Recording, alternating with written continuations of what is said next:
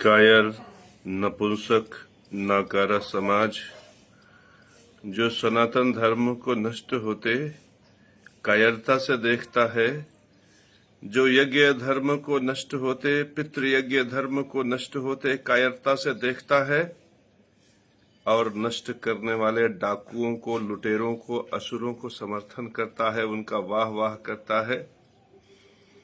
ऐसा नपुंसक नाकारा समाज कभी उन्नति नहीं कर सकता। वह बेकारी, बेरोजगारी, भूखमरी का शिकार हो सकता है। वह भ्रष्टाचार से पीड़ित अस्पताल के सामने अपने बेटे के मरते हुए जिंदगी, अपने भाई के लाचार बेबस निकलते हुए प्राण सिर्फ देख सकता है। ऐसे कायर नपुंसकों के लिए न तो परमात्मा के पास रोजी है, न रोजगार है, न काम है, न धंधा है।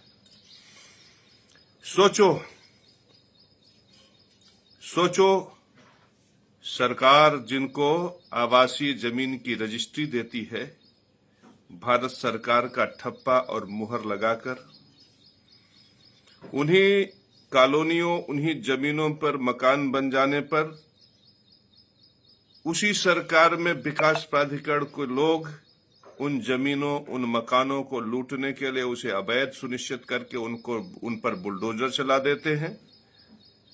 इतना ही नहीं, इस बुलडोजर का भय दिखाकर लोगों से धन उगाही करते हैं, और साथ में ऐसी जमीनें जब खाली हो जाती हैं तो उन्हें किसी उद्योगपति को दे देते हैं, जिसके ऊपर प्रजा के पालन पोषण भरण शिक्षण की जिम्मेदारी है। वही प्रजा को डकैती करके लूट लेता है। ऐसे डकैतों को ईमानदार सुनिश्चित करने वाला यह कायर भीरू प्रजा, ऐसे डकैतों की प्रतिष्ठा करने वाला, ऐसे पितृयज्ञ धर्म को नष्ट करने वाले असुरों को, राक्षसों को प्रशंसा करने वाला यह कायर, यह निर्बल, यह निरीह प्रजा जो भगवान विष्णु का धर्म, नारायण का धर्म, परमात्मा का धर्म नष्ट कर रहा है, वह कभी उन्नति नहीं कर सकता। उसके बेटे कभी नौकरी पा नहीं सकते, उनके बेटे बेटियां कभी चैन से नहीं रख सकते, उनका परिवार कभी समृद्धिशाली नहीं हो सकती। और ऐसी परिस्थिति में भीख मांगने वाले वो बाबा जो सनातन धर्म से कोसों दूर, कहीं भी सनातन धर्म का पालन नहीं करते, ऐसे लोगों को गुरु सुनिश्चित करने वाली ये प्रजा, ये मूर्ख, ये अल्प बुद्धि, ये अज्ञानी प्रजा, ये आईएएस बनेगी, ये पीसीएस बनेगी, ये समीक्षा अधिकारी बनेगी, ये आरओ बनेगा, जो ये न सुनिश्चित करे कि संत कौन है, महात्मा कौन है, धर्मात्मा राजा कौन है, जिसमें नीति न हो, ज्ञान न हो, धर्म को सुनिश्चित करने की क्षमता न हो। ऐसा अधर्मी, अन्यायी समाज कभी उन्नति नहीं कर सकता। तुम्हारे भाग्य में तुमने लिखा है कि 400 आरओ के पद के लिए 12 लाख लोग लाइन में खड़े हो जाओ। तुमने अपनी किस्मत में बेरोजगारी लिखा है, भूखमरी लिखा है। तुम्हारे साथ यदि कचहरी में अन्याय हो रहा है तो तुम उसके पात्र हो। यदि हाई कोर्ट के रीट सेक्शन में रीट लगवाने के लिए तुमसे 2000 मांगा जा रहा है तो तुम उसके पात्र हो। यदि तुम्हारे साथ कमीशन खोरी, रिश्वतखोरी, भ्रष्टाचार हो रहा है तो तुम्हारे जैसे अयोग्य, अपात्र, कायर नपुंसकों के साथ ऐसा ही होना चाहिए। तुम अपने विषय में सोचो। क्या तुम अपने बहन, बेटी, अपने परिवार का संरक्षण करने के योग्य हो? सोचो, वो हॉस्पिटल वाला तुम्हारे बाप का मुर्दा अपने यहां रख कर कहता है 10 लाख दो तब तुम्हें मुर्दा देंगे। तुम्हारे बेटे का मुर्दा अपने घर में, अपने हॉस्पिटल में रख कर कहता है कि 7 लाख रुपया जमा करो तब मुर्दा मिलेगा।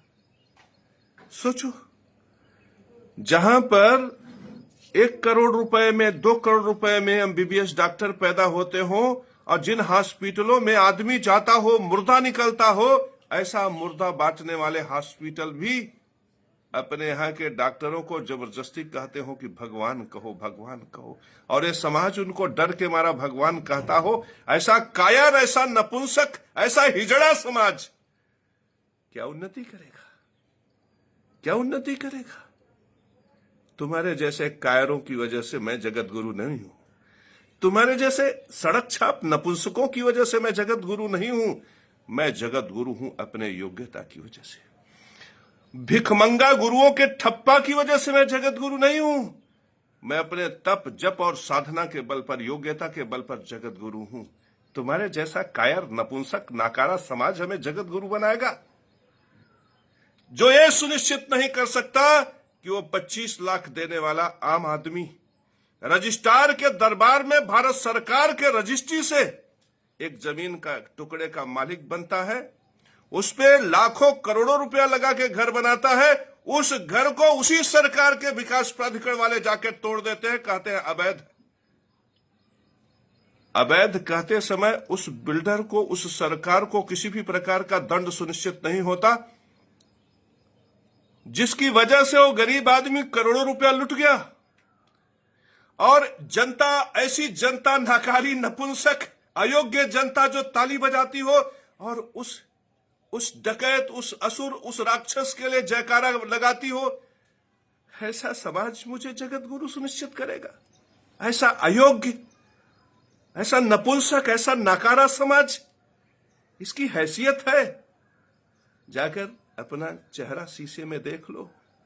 है इस लायक हो तुम मुझे जगत गुरु बनाओगे? है तुम्हारी औकात? सनातन धर्म को नष्ट करने वाले असुर, सनातन धर्म को नष्ट करने वाले राक्षस। पितृयज्ञ धर्म यज्ञ धर्म में सबसे बड़ा है। जमीन, घर, मकान, बिस्तर, बेडरूम, ये पितृयज्ञ के साधन है। और पितृयज्ञ धर्म को नष्ट करने वाले कायरों, नपुंसकों, तुम हमें जगत गुरु सुनिश्चित करोगे? ये भीख मांगने वाला भिखमंगा, ये मुझे जगत गुरु सुनिश्चित करेगा? भीख मांगने वाले बाबा और ये भ्रष्टाचारी जो ऊपर से नीचे तक पापाक्रांत है, जिसके रग रग से पाप टपक रहा है, ये पाप के कोढ़ से कोढ़ी शरीर, जो हमें रजिस्ट्री के दफ्तर में लूटता है, जो हमें थाने में लूटता है, कचहरी में लूटता है, भ्रष्टाचार से ऊपर से नीचे, जिसके पसीने से भ्रष्टाचार की बदबू आती है, ये भ्रष्टाचारी मुझे जगत गुरु बनाएगा? या तुम कायर समाज? सोचो, एक तरफ वो भिखमंगा बाबा, एक तरफ ये भ्रष्टाचारी जिसके रगों में भ्रष्टाचार का खून बह रहा है, और एक तरफ भ्रष्टाचार को बर्दाश्त करने वाले तुम कायरों। तुम तीन मिलकर हमें जगत गुरु सुनिश्चित करोगे? है तुम्हारी हैसियत? बात करते हैं धर्म की। ये सनातन धर्म का संरक्षण करेंगे। देखो इन कायरों का चेहरा देखो इन कायरों का। ये भ्रष्टाचार का संरक्षण करेंगे। ये हमें जगत गुरु सुनिश्चित करेंगे। ये भ्रष्टाचार नष्ट करेंगे। ये धर्म की सब स्थापना करेंगे। देखो लुटेरे डकैतों को, ये हमें भ्रष्टाचार से बचाएंगे। पहले तुम सनातन धर्म का पालन करो। पहले अपने को धर्मात्मा सुनिश्चित करो।